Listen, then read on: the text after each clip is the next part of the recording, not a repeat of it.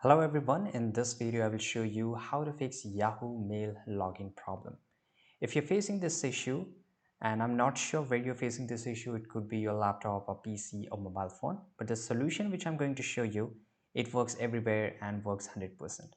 Simply on the top right side corner, you have to click on the three dots. Now just go and click on delete browsing data.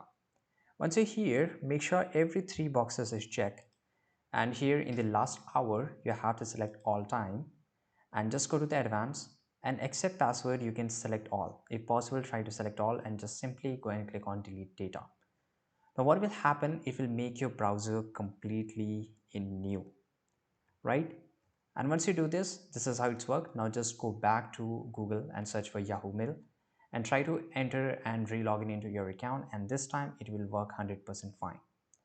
In some cases, if you're facing this issue over your mobile phone, simply just reinstall this mobile application which is called Yahoo Mail, and it will work perfectly fine. This is it. Thanks for watching this video.